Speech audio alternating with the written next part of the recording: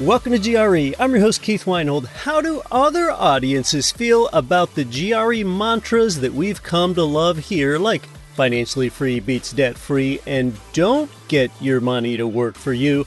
Then sometimes it's not what you're attracted to in life, but what you're running away from. Finally, comparing the returns from 6 major asset classes over the past century, all today on Get Rich Education.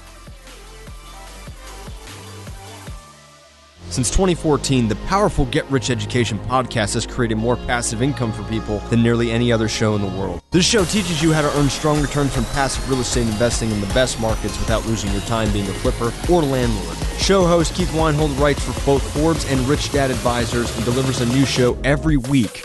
Since 2014, there's been millions of listener downloads in 188 world nations. He has A-list show guests include top-selling personal finance author Robert Kiyosaki. Get Rich Education can be heard on every podcast platform, plus it has its own dedicated Apple and Android listener phone apps. Build wealth on the go with the Get Rich Education podcast. Sign up now for the Get Rich Education podcast or visit GetRichEducation.com. You're listening to the show that has created more financial freedom than nearly any show in the world. This is Get Rich Education.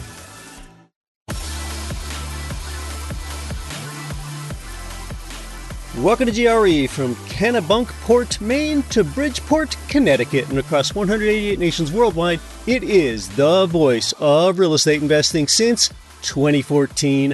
I'm Keith Weinhold, and I'm grateful to have you here with me. And we're doing something a little different today, as you'll soon listen in to me as I was on the hot seat being interviewed on another prominent real estate show. But first, when you pull back and ask yourself why you're really an investor in the first place, there are so many reasons. Maybe you just want a few properties in order to supplement your day job income. Maybe you want to have more than a few so that you can completely replace that active income. Or perhaps, rather than going the route of building up your cash flow, which is valid, but some think that it's the only way to real estate financial freedom, instead you could own, say, 9 doors or 22 doors. And even if they all had zero cash flow, you can just keep borrowing against that leveraged equity tax-free and live off of that. Whatever you do, when it comes to your day job income, your degree of disdain for your 9-to-5 job, that is going to be greater or less than it is for some others. So your motivation for self-improvement, it isn't always about what you're running to in life, which could be real estate investing, but it's also what you're running away from, especially if you don't get a deeply rooted sense of meaning from your job. So you could have both a push factor and a pull factor in what motivates you. There's a scene from the 1999 movie Office Space that just does this incredibly unvarnished job of saying out loud how so many of us feel today. What I'm going to share with you, I mean, you know that you have felt this at least once in your life. Office Space wasn't supposed to be a mega hit movie, but it kind of was because it's so relatable. Let's listen into part of this clip. This is Ron Livingston playing a disgruntled male employee talking to Jennifer Aniston at a restaurant about his job in the movie Office Space. I don't like my job, and I don't think I'm gonna go anymore. You're just not gonna go? Yeah. Won't you get fired?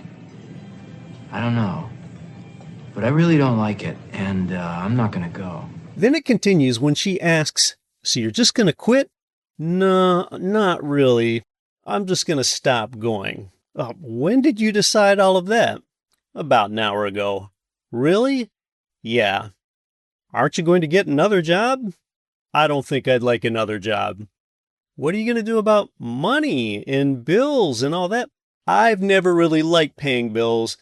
I don't think I'm going to do that either." That's it. That is the end of that classic dialogue from Office Space that we can all relate to. You did not wake up to be mediocre, but a lot of people's jobs pummel them into a rather prosaic state.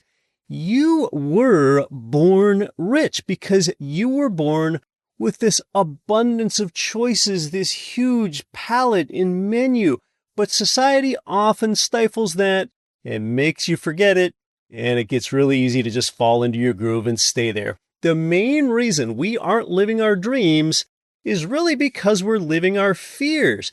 Failure doesn't actually destroy as many dreams as people think. Fear and doubt does. Fear and doubt destroy more dreams than failure ever does. Financial runway, that is a phrase for the amount of time that you can maintain your lifestyle without the need for a paycheck, and it's critical for you to lengthen this runway if you hope to retire early, and it will dramatically reduce your stress level. An example is, say that you currently earn $150K per year after taxes, and you spend $126K of that. All right, well, that means you've got a surplus of $24K a year. Well, it's going to take you a little over 5 years to accumulate that $126K that you need to annually support your lifestyle. That's what happens if you don't invest. And see, investing helps you lengthen your financial runway, that amount of time you can maintain your lifestyle without the need for a paycheck. That's what we're talking about here. Last week, I brought you the show from Caesar's Palace in the center of the Las Vegas Strip.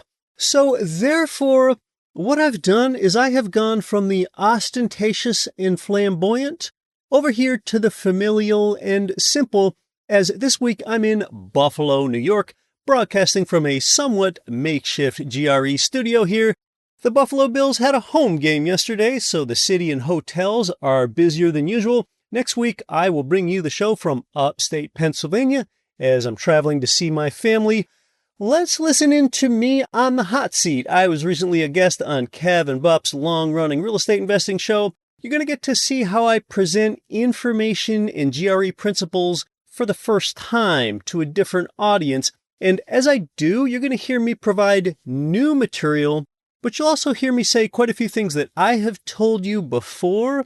Even then, the concepts might land differently when I'm explaining them to a new audience. The show is based in Florida, so we'll also touch on the real estate pain and opportunity there. After I'm interviewed, I'm going to come back and tell you about something fascinating. I'm going to compare the returns from 6 major asset classes over the past century, since 1930 anyway. And that's going to include the first time on the show where I'll tell you real estate's annual appreciation rate over the last entire century, just about. What do you think it is?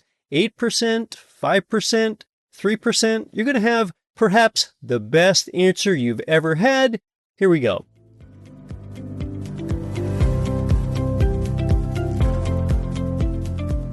Now, guys, I want to welcome back a guest that we've had on. It's been a number of years now, Keith Weinhold. I went back to look at the last episode we had him on. I think it's been about 4 years. So, 4 years ago, the world was in a very different state. It was a very different time. And so, thankfully, we're out of the COVID era and on to newer and greater things. So for those that don't know Keith, he's the founder of Get Rich Education.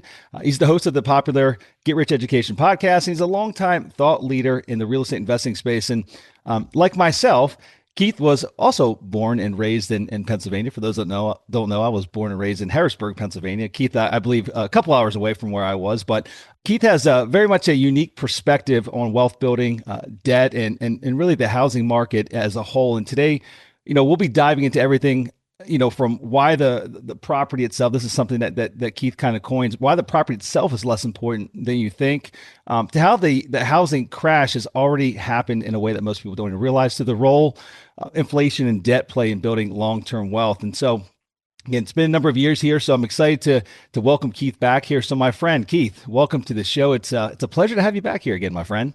Oh, Kevin, it's good to be here and be in the auspices of another fellow native Pennsylvanian as well. That's right. That's right. Yeah. No, PA's rocking and rolling. As I think I told you this little tidbit last time. Every time I speak with someone from Pennsylvania, they never know this, but I'm going to share this fun fact that you already know, Keith. I'm going to share it with the rest of the listeners here today. Pennsylvania, those that are born and raised there, it's the only state where if you're from Pennsylvania, you refer to it by its initials, and you assume that everyone else, everywhere else across the country, they know what you're talking about when you sound from PA. And that's the only state that does that. So I think it's pretty neat. That's right. No one else does that. No one else says I'm from TN if they're from Memphis, right? They don't. They don't. So with that, my friend. So it's been a number of years since we had you last on here. Let's start with let's back up a little bit. What have you been up to? I mean, what have the last few years looked like for you? Where have you been spending your time, energy, and efforts? Obviously, it's we've gone through quite a bit of turmoil over the last 5 years, and would love to just get an update as to what's going on in your life.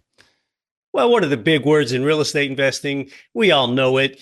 Even the person that cuts your hair and cleans your teeth knows it, and that's affordability. Really, affordability has been under fire, under pressure. By a lot of measures, we have the worst affordability for home buying since the early 80s when the Jeffersons was on television. So it's been helping a lot of people deal with that.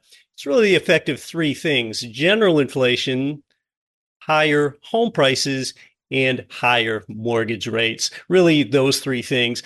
The crux of the problem, it's not exactly inflation. Really, it's the fact that over the long term, wages don't keep up with inflation. And really, that's the crux of the affordability problem. So I've been helping people deal with that and put that in perspective, really, Kevin. What does that mean for, investment real estate? I mean, are you still doing deals? Are you seeing deals still get done by your students? I mean, what's your world look like? Yeah, I mean, I think you're asking, how many deals are taking place? One way to measure that on a national basis is existing home sales. Existing home sales have been down substantially. And when a lot of people hear that, they think prices. Oh, no, we're not talking about prices. We're talking about existing home sales. That means sales volume. That means the amount of overall transactions. So to give an idea of a real estate market, a residential one that's become pretty lethargic and not very vibrant, is that sales volume. It had its recent peak of about 6 million home sales back in 2021. I mean, 2021 was crazy, kind of the crux of the pandemic. Kevin, that's when for an open house, you saw cars wrapped around the block for just one open house. Okay, well, that year, 2021, there were 6 million existing home sales. Today, we're on pace to do about 4 million, and we also did only about 4 million last year. So if you put that in perspective and think about what that means, prices have stayed stable, but that's a 33% reduction in transactions. So investors, people like you and I, Kevin, we're not as affected by this as some other industries, but think about the mortgage loan industry. If you're doing 33% fewer transactions, think about the hard decisions companies have to make and lay people off. 33% fewer transactions for title companies. It's probably close to 33% fewer transactions for furniture companies as well. Mm-hmm. So really, it's both affordability that's been a problem, and that's led to this relative lethargy, kind of a slow, not very interesting residential real estate market, at least from the transaction perspective. Really, really slow. But could one not argue? And I don't know the data points, Keith. I guess what did it look like? 2021 was kind of the peak. I think you'd referenced 6 million units a year transactionally. What did it look like prior? What was a more normal year like? And maybe 2020 wasn't a normal year either, right? Because a lot of folks thought the world was ending for a period of time. 2019 maybe. Just again trying to find maybe a better baseline to use, and then. I guess in my mind, and I don't follow these data points as much as you do, is that maybe 2021 was, somewhat artificial inflation, right? Lots of money pumping into the marketplace, and ultimately we had to get back to a sense of normalcy at some point in time. And so are we at a place of normalcy, or are we still behind the eight ball a little bit? We're still behind the eight ball a little bit. 5 million is more of a normal long-term number. But yeah, I mean, if we've got 4 million, now that's, 25% less still than 5 million, sort of this long-term normalcy rate of existing home transactions. And if you're a careful listener, you notice I've been using the word existing. That doesn't include new build. So, when you, the listener, out there reading headlines, always look at that closely. Are we talking about existing or are we talking about new build? You can learn a lot from that. When you introduce new build data, that introduces an awful lot of noise. For example, even when we look at prices, sometimes we want to exclude new construction. So why is that? Why do we want to focus on existing a lot? Well, because new build can introduce a lot of aberrations to the market. For example, the size of new build properties has dropped substantially the past few years. Again, coming back to the central theme of affordability to help make a home more affordable. So we're not looking at same when the square footage of a property drops a lot. And also another thing that's been happening as a response to the lack of affordability is you have more builders building further and further out from a central business district where there are lower land costs for that new build property as well to help meet affordability. So the takeaway is, we want to be careful when we look at numbers. Are we looking at existing? Are we looking at new? Or are we looking at overall properties? Do you believe that if rates come down, I mean, really, is that the lever that has to be pulled in order for that transactional volume to kick back up and make homes more affordable for the average home buyer? Yeah, it's certainly going to help. I mean, really, lower rates is the most likely significant lever that can help with the affordability crisis. Prices are pretty firm. Home prices are up 2% year over year. It's difficult for home prices to fall. In fact, home prices have only fallen one time substantially since World War II. A lot of people don't realize that. So home prices are firm. I expect them to stay firm. And then the other lever is if we would get a huge surge in wage increases, which I really don't expect anytime soon unless we have another really big bout of inflation. So to your point, yes, lower mortgage rates, like that's the biggest lever that can help affordability return. And to speak to mortgage rates, Kevin, and help put all of this into perspective, including this affordability component, is the fact that today, mortgage rates are low. And that gives a lot of people pause. They're like, what are you talking about? Mortgage rates were 3%, even as low as 2 point some percent, just as recently as 2021 and early 2022. What are you talking about? Like mortgage rates are 2x to 3x that today. We look at a long-term perspective when we look at the arc of mortgage rates in setting up expectations where we think rates could go. And we need to look at a frame of reference. Mortgage rates peaked over 18% in 1981. That's if you had a good credit score and everything on a 30-year fixed rate mortgage. That's what we're talking about here. In fact, Freddie Mac, they're the ones that have the best, most reliable stat set for mortgage rates. And that goes back to 1971. The average mortgage rate since 1971, all the way up to today, through all these presidential administrations, Nixon and the Reagan years and Clinton and the Bushes and Obama, everything, up to today, from 1971 until today, the average 30-year fixed rate mortgage is 7.7%. So that's why I talk about how mortgage rates are, moderate to a little low today. That takes a lot of people back. I don't see any impetus that's going to get us back to, say, 3% mortgage rates. So some real perspective here.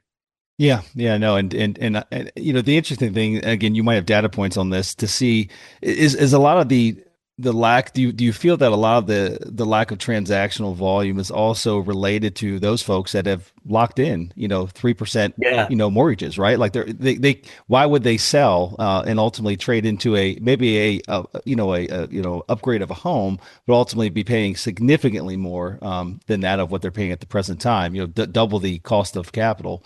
Rates today, 30-year rates are where in the 6.5%, 7% range. I don't follow it, but Yeah, I mean, as of today, 6.3% is where they're at. Okay. But yeah, you have a lot of those homeowners locked into low rates. I mean, first, if we just pull back and look at the overall homeowner landscape, 4 in 10 have a paid off property. So just to talk to those about the other 60%, that percentage that are mortgage borrowers, among borrowers, 70% still have a mortgage rate under 5%, meaning it starts with a 4 or less. So yeah, you're bringing up astutely, Kevin, the lock-in effect. People are reluctant to sell and give up that rate to trade it for a higher rate. And here's what's interesting. A lot of people, if they couldn't make the payments on their home, and say they lost their home, something that actually happened a lot in 2008 when people were locked into unsustainable mortgages because they didn't have good credit and they didn't have good income. The borrower is in good shape today. But even if for some reason they couldn't make the payments on their home and they lost their home and they had to rent, rents are actually higher in many cases than what that mortgage principal and interest payment is. Maybe even the mortgage principal, interest, taxes, and insurance that they pay today are lower than what comparable rent would be. And this helps stabilize the housing market. People are really motivated to make their payments, and they can easily do it when it is so low, speaking to that lock-in effect. And we're bringing up another reason now why transaction volume is so low, that lock-in effect. So homeowners are in good shape. Their payments are sustainable. They don't want to sell, and they're just staying put. They're staying in place. Tying that all back around, Keith, what does that mean for us real estate investors? I mean, is there still good value out in the marketplace? I mean, is the rent to value ratio still, is there good opportunity to be had as far as ROI for an investor that wants to buy into a residential investment or a multifamily investment or anything related to that of residential housing? Well, the deals in the 1 to 4 unit space, single family homes up to fourplex buildings, yeah, just are not as good as they used to be. The ratio of rent income to purchase price is lower than it was 5 years ago. And that's so simple, but that's just really the simplest formula for profitability for a real estate investor. You don't have to look at cap rate or NOI in the 1 to 4 unit space. Let's just look at that ratio of rent income to purchase price. 20 years ago, it was easy to find a full 1%, meaning on a 200K property, you could get $2,000 worth of rent income. That's that 1% ratio.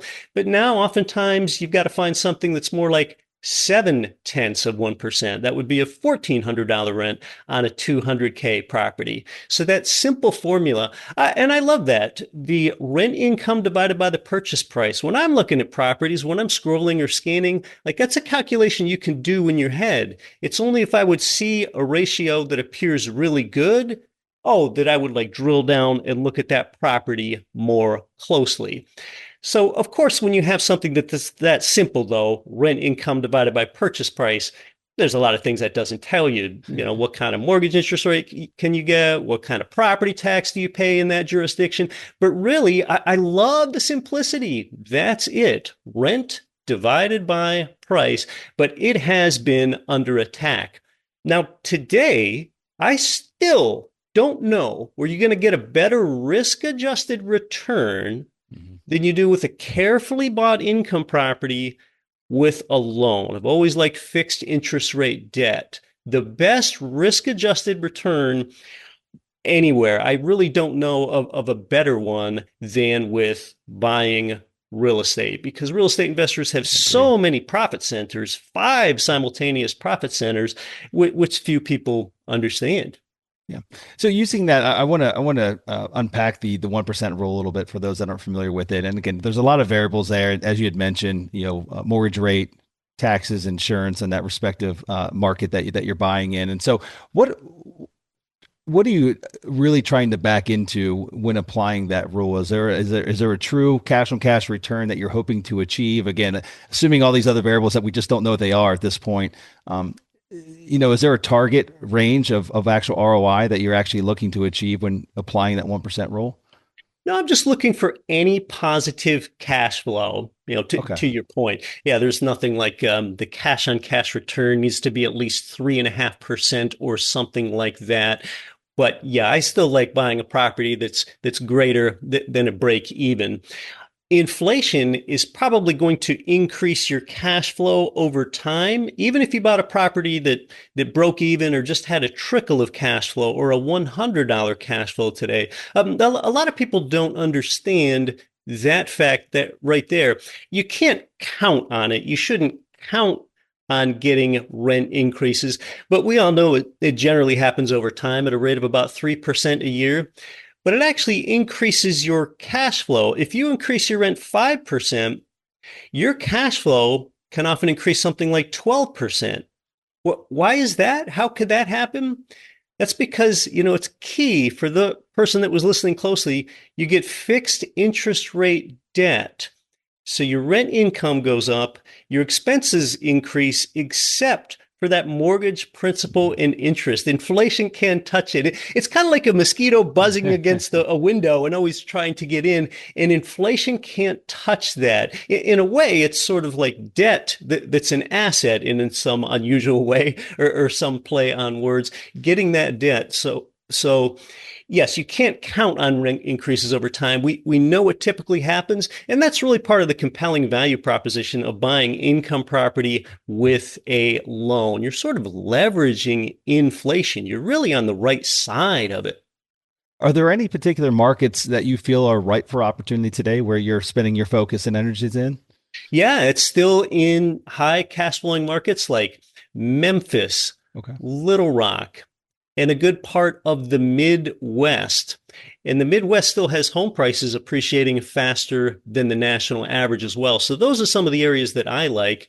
Those jurisdictions also tend to have laws, as your listeners might know this already, Kevin. They tend to have laws that benefit the landlord more so than the tenant, where you can get a prompt eviction. But those are still the areas where you do get that high ratio of rent income to purchase price. On a single family rental home, you might still find 0.8%, meaning $800 worth of rent for every 100K of property purchase in places exactly like that. I was hoping that you'd tell me the 1% rule is applicable in those markets, it's pretty rare. If you do see a property that has a full 1% rent to purchase price ratio, it could be in a sketchy area. You need to make sure that you can actually get the rent in like you would get a respectful rent paying tenant in there. That's something that we would have to look at more closely. Have you explored building new product? Is there an opportunity there, getting at a lower basis by building ground up? You asked such a smart question. This is actually the first time ever, as long as I've been an active real estate investor, Kevin, for more than 20 years, where new build purchases for income property make more sense than existing purchases. Why is that? It's because builders know that investors and borrowers are struggling to buy and afford property and make the numbers work, like you're talking about. That builders are incentivized to buy down your rate for you, to buy down your mortgage rate. We deal with a lot of providers that buy down your mortgage rate to 5% or less for you. And this is a fixed long-term loan in order to help get the numbers to work, especially where you might see a new build property where the rent to purchase price ratio is less than 0.7%. And it's just like, the numbers wouldn't work paying a higher mortgage rate. But some are willing to buy them down to as little as 4.5%. However, if you're looking into buying a new build income producing property, you do want to look at that closely. Who is paying for the discount points to buy down the rate? Is it the builder or is it you? Because some builders just suggest, hey, you can buy down, you can have your rate bought down. But the next question is, who is actually doing the buy down? Yeah, I mean, it's just getting tacked on. I mean, in that instance, I'm assuming that a lot of it's just getting tacked on to the back end of the purchase price, or it's being baked into closing costs somewhere. Somebody's paying for it. More than likely, the borrower is paying for it. I'm assuming we probably have that here in Florida. Again, I don't really follow the residential market too much, but there's, as you had mentioned, like kind of on the outskirts of Tampa, the tertiary, not necessarily tertiary, probably more secondary areas.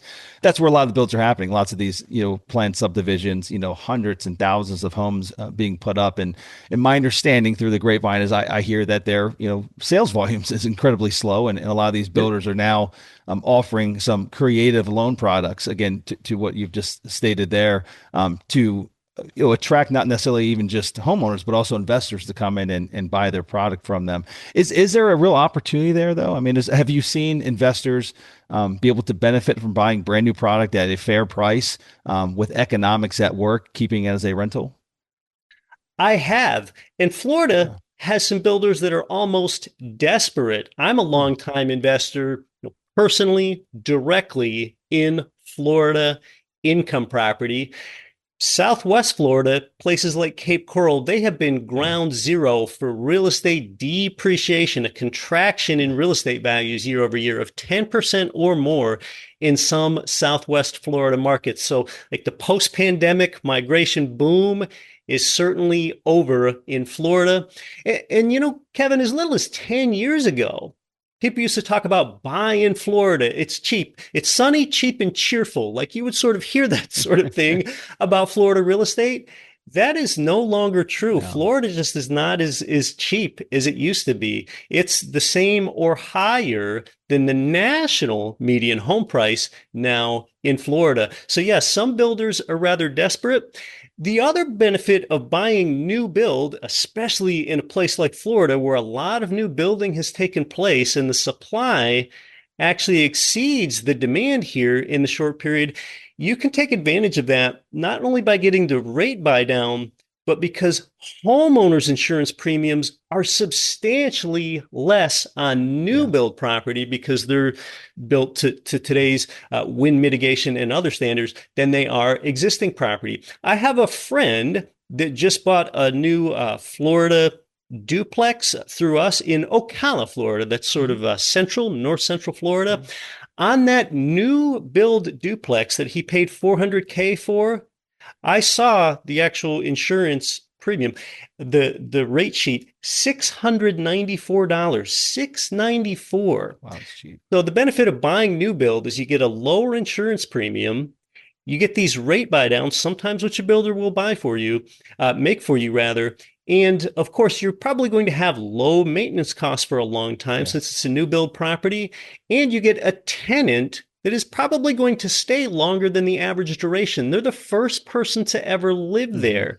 It's difficult for the tenant to improve their housing situation when they have a new build income property, unless they would go out and buy. And it's a very difficult time to go out and buy. So due to that lack of affordability, really the advantage for a real estate investor is tenants are staying put longer. The average tenancy duration is up because they can't run out and be a first-time home buyer.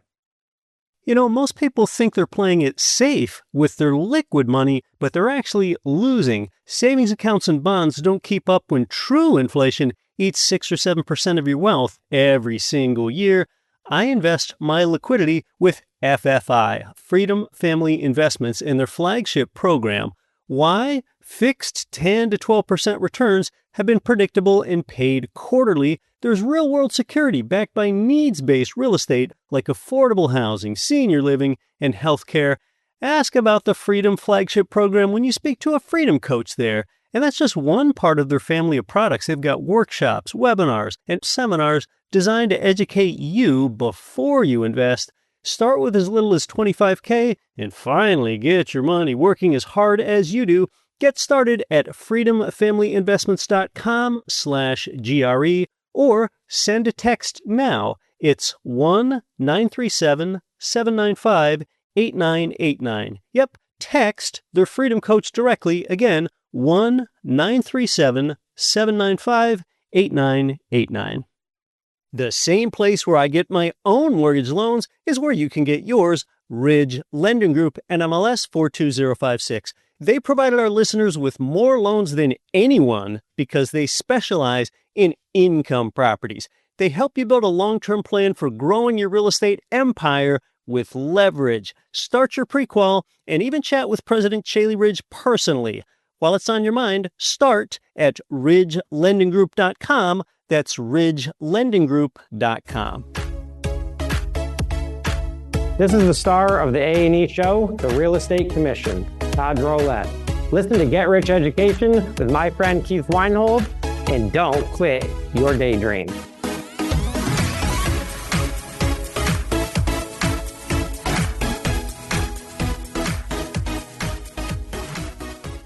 that even trickles down to the space that we're in. We're in the the mobile home park space, and while we don't have a lot of rentals inside of our portfolio, most of our residents own their home and they rent the land. But throughout our portfolio, we have I think roughly 400 units that we own that we have as standardized rentals.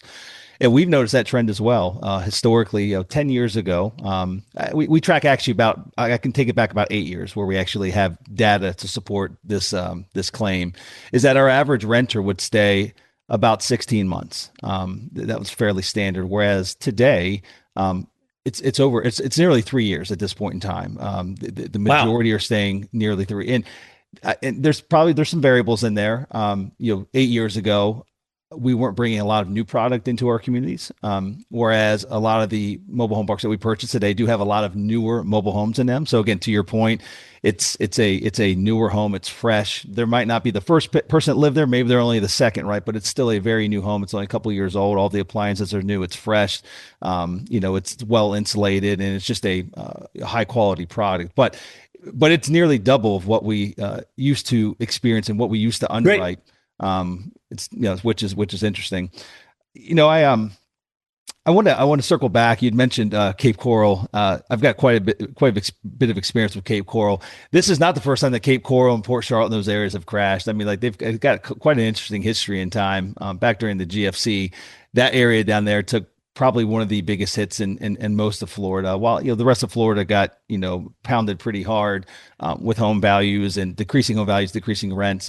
Port Charlotte, Cape Coral, and those areas as well. It's just, and it looks very different down there today. As far as the job basis, I mean, there's a little bit more of a an economy than what existed maybe 10, 15 years ago. But I don't know if you know the story of Port Charlotte. There's some interesting history that you can, if you want to spend some time, go on YouTube. There's some documentaries out there about basically when that area was created. There's two brothers that essentially, subdivided and sold swampland and sold the dream to the Northeasterners to come down and buy, parcels of land down in Cape Coral, Port Charlotte, and in that general area. And it took a lot of time for it to develop over the years, but it's a beautiful area down there. But again, I think what happened, to your point, a lot of folks during the COVID era were wanting to come to Florida. We were fairly free down here.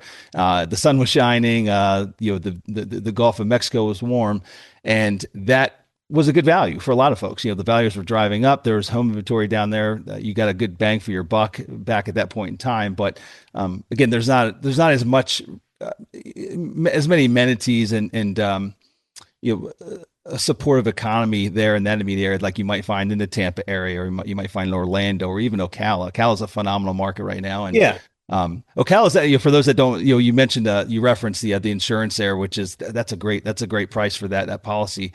$700 basically. That is inland. For those that don't know the geography here in Florida, that is inland. So you are fairly protected from storms, hurricanes and things of that nature, which crush us here on the Gulf Coast. But in any event, I just thought I'd share that. There's some pretty cool documentaries out there in Port Charlotte and the whole area down there. But beautiful part of the country, but just, it's suffering right now. I was looking the other day on Zillow. I just play around and check and see what waterfront home prices are going for. And down there, you can basically get a canal front home going out to the Gulf of Mexico for about $500,000, which was probably closer to $800,000 during the boom era of 2021 and 2022. So historically, we used to buy properties down there. This is back in 2003, 4, 5, before the GFC. We could buy those same properties for $150,000 and $200,000. Waterfront homes, deep water canals going out to the Gulf of Mexico. But when it crashed, some of those homes were selling for $120,000, $100,000. So it's interesting to see how things have come kind of full circle multiple times, not just down there, but in all of Florida as well. Florida's always boom and bust. I think they say that with, and you could probably speak to that. Most of these coastal towns, whether it be in Florida, whether it be up the eastern seaboard, the coastal markets are definitely more of a roller coaster ride than the Midwestern markets where you invest in. Would you agree with that? Yeah, I would. And yeah, you talk about Florida being a boom and bust, and what you said is certainly true in the shorter term. Back in the global financial crisis, we saw more price bloodletting in Florida than we did in other states as well. But over the long term, the long arc, I'm bullish on Florida because of just the obvious constant in-migration story. In fact, if you go back to decennial censuses, all the way back to the early 1800s, every single decennial census, every 10 years, the population of Florida has rose, and it rises faster than the national average almost all of those 10-year periods. So yeah, over the long term, I certainly like Florida. But yeah, you sure can, nitpick over the short term. But as little as 5 years from now, if you bought today, as little as 5 years from now, I could see someone saying like, yeah, I bought back 5 years ago because we're actually in a short-term overbuilt condition and builders bought down my rate for me. This could look savvy and this could look wise. So if you're looking for opportunity, new build in Florida is definitely something to look into. I agree. No, absolutely. Like the long term, opportunity here in Florida, it's there. It's interesting. We get these hurricanes every year. Last year was a pretty impactful year, at least here on the Gulf side. And the neighborhood I lived in, we got flooded. Luckily, our home's a newer build; it's built up. But 70% of the neighborhood I lived in had 4 or 5 feet of seawater in it, as did the long stretch of the Gulf Coast here. And it was the first time this immediate area, right where we live, has ever had it wasn't even a direct hit. It just happened to be a massive storm surge. But it was, catastrophic as far as the damage that it did. And a lot of folks that we knew in our neighborhood here lived here for 10, 20, 30, 40 years, 50 years, and they had never had any flood water whatsoever. And there was 2 camps where they fell in. Either one camp where whether they had the money to rebuild or not didn't matter. Like mentally, they were never going to deal with that again. They were moving away. Like they didn't want to go through the heartache of that again. And the second camp were basically, I knew it was going to happen at some point in time. This is the kind of price to live, to pay to live in paradise. And what ultimately occurred is, you saw homes going up for sale, and the initial chatter for those that were impacted is that who's going to buy that? They're not going to get hardly anything for it. It's just like, who's going to want to live here now that it's been flooded? I said, just wait. I say, us as human beings have short-term memories. We do. And I can promise you within a few months, those homes will be gobbled up. Some will be knocked down. Some will be rebuilt. But inevitably, the prices will come back incredibly strong, and you'll see very limited inventory, at least in desirable markets that are here on the water. And that happened within 6-month period of time. Prices are back up. You can't get your hands on a flooded property now, or one that had been flooded. Right. I can believe it. And this is not the way that you want to have a waterfront property when the water inundates you and comes to you. That is not the way to buy waterfront property. Yeah, interesting. But no, Keith, this has been a fun conversation, my friend. So let's talk about, I'd like to peek inside your brain. If you were going to start all over again from scratch, you've been at this now, how long? Almost two decades? It's been quite some time. Yes. Right? More than 2 decades. Is that what you're asking? How would I start again if I were starting from nothing? Today? Yeah, like what would you do? Where would you focus? What asset type and any particular strategy outside of what you're doing today? Where would you focus your time? Actually, it is quite a coincidence. The way that I would start all over again in real estate is the way that I did start in real estate. It worked out phenomenally. In a way, it makes sense, because if it hadn't worked out phenomenally, you never would have heard of me, and I wouldn't have become this real estate thought leader or whatever, because this is a way an everyday person with virtually no real estate knowledge and very little money can start out.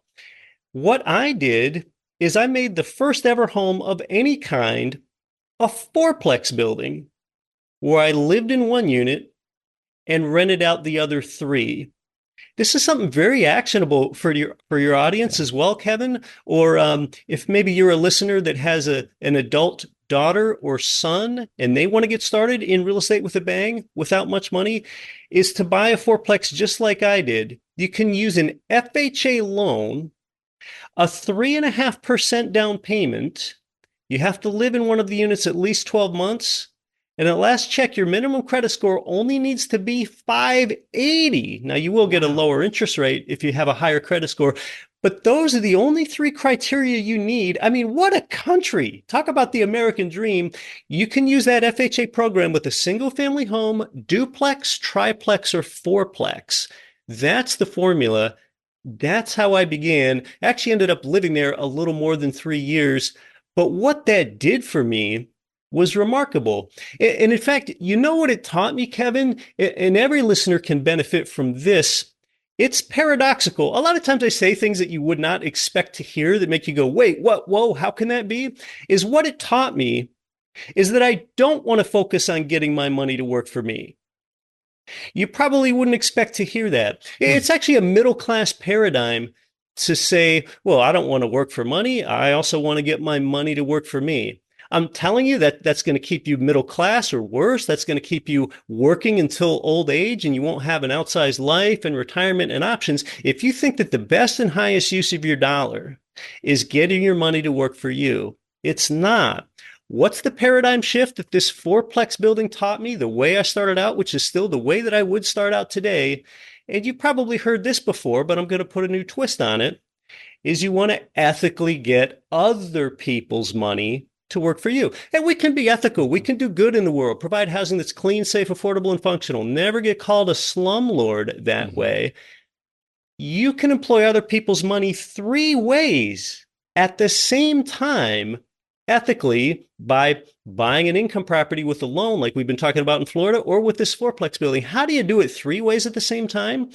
Using the bank's money for the loan and leverage, which greatly amplifies your return beyond anything compound interest can do. The second of 3 ways you're ethically employing other people's money is you're using the tenant's money to pay for the mortgage and some of the operating expenses on this fourplex. And then the third way you're simultaneously using other people's money is using the government's money for generous tax incentives at scale. So the lesson is that the best and highest use of your dollar is not getting just your money to work for you. It's other people's money. In this case, the banks, the tenants, and the governments. That's what you can do. I mean, what an opportunity. A lot of people just don't even know about that FHA program. Yeah, I wasn't aware that it was that low of a down payment, Keith. I had no idea. 3.5%. You said a 550 credit score, I believe. 580 minimum credit score. Gosh. And you have to, thirdly, you have to own or occupy a unit for at least 12 months. And hey, I'm not saying it's always easy. You know, you got to think about that. Your neighbors are also your tenants. And I don't know how to fix stuff. I still don't. I'm a terrible handyman, but it's good to learn a little about human relations and, finding a gentle way to let the tenants know that you have a mortgage to pay every month. I mean, just that alone can help them ensure timely rent payments. But, and this also doesn't mean every area or every fourplex building is good, but yeah, that's the opportunity. That's how I started. I would totally do it again. Can you use that FHA program more than once, or is that just the one time, your first primary home purchase? It's generally you can only use one at a time. Okay. There are some exceptions, like if you and your job move like a certain mile radius away from where you got the first one. But yeah, generally it's only going to be one at a time. A lot of people don't use it, don't know about it. In fact, if you have VA benefits, Veterans Administration benefits, you can get a similar program like I was talking about, but zero down payment rather than 3.5 with an FHA loan. It's a really good, amazingly good opportunity. That's incredible. That's incredible. Well, Keith, my friend, I appreciate you coming back on. It's always good to catch up with you. Good to see that you're doing well.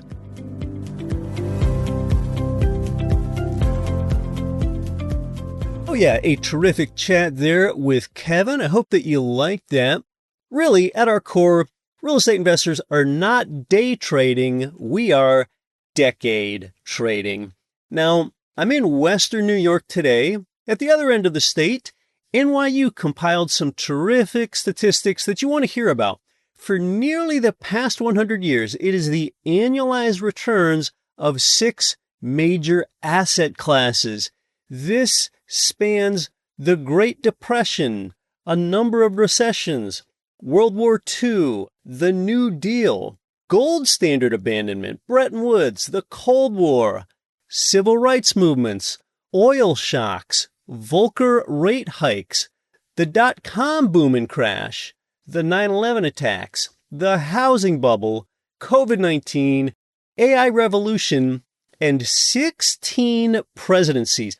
All those ups and downs and war and peace and economic booms and economic lows. And now there is going to be a mild tongue-in-cheek element here because stats like this drive real estate investors crazy. But this is often how mainstream media portrays asset class comparisons. All right, the 6 asset classes are stocks, cash, bonds, real estate, gold, and then inflation, which isn't an asset class, but it's a benchmark. All of these begin from the year 1930, so spanning almost 100 years. Let's take it from the lowest return to the highest return. The lowest is inflation. And what do you think the CPI inflation rate is averaged over the last 100 years? Any guess at all? You might be surprised. It is 3.2%. Yeah. Even though the Fed's CPI inflation target has long been 2%, it runs hot longer than most people believe. So therefore, today's inflation rate isn't high, it's just normal. The next highest return is cash at 3.3%. How did NYU measure that? The yield from 3-month T-bills. Next up is bonds. They returned 4.3%. That's the 10-year Treasury average of the last 100 years. The next highest is real estate at 4.7%. That uses the Case-Shiller index. Now we're up to the second highest. It is gold at 5.6%. And the highest is stocks at 10.3% using the S&P 500. And this was all laid out in a brilliant chart that also shows the returns by each decade for all of these asset classes. You'll remember that I shared the chart with you in our newsletter a few weeks ago. Now, you are smarter and more informed than the layperson is, but they see this chart and they think, oh, well, that's it. I've got my answer. Real estate's 4.7% appreciation loses out to gold's 5.6 and stocks 10.3, and then they go back to watching Love is Blind. But of course, rental property owners like us know that we often make 5 times or more than this 4.7% when we consider all those other income streams and profit centers, leverage, rents, ROA, and inflation profiting on our debt. It's often 25 to 30% total. It's sort of like judging a Ferrari by only measuring its cup holders or something. Now, would stocks 10.3% get adjusted up as well?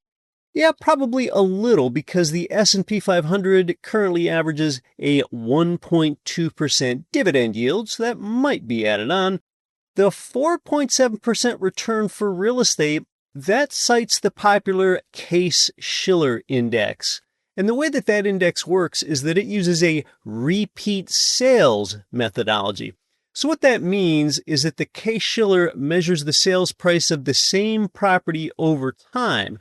Therefore, a property would have to sell at least twice in order to be measured by this popular and widely cited Case-Shiller index. So then the 4.7% appreciation figure excludes new build homes, and new builds appreciate more than existing homes, but you do have more existing homes that sell than new build homes.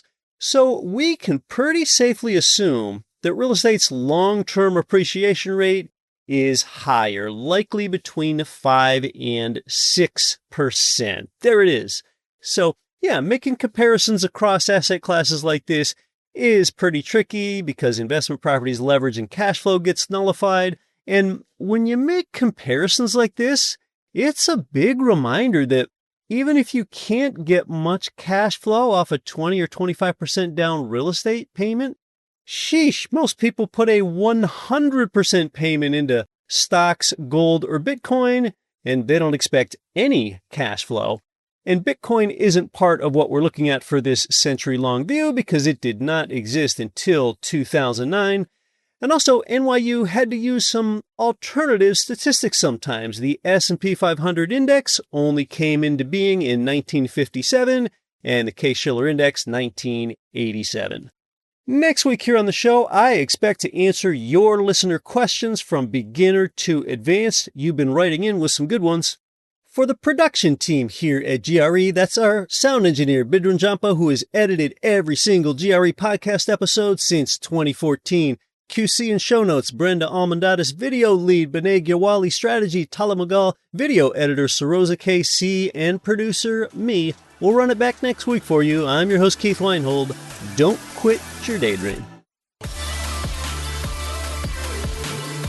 Nothing on this show should be considered specific, personal, or professional advice. Please consult an appropriate tax, legal, real estate, financial, or business professional for individualized advice. Opinions of guests are their own. Information is not guaranteed. All investment strategies have the potential for profit or loss. The host is operating on behalf of Get Rich Education, LLC exclusively.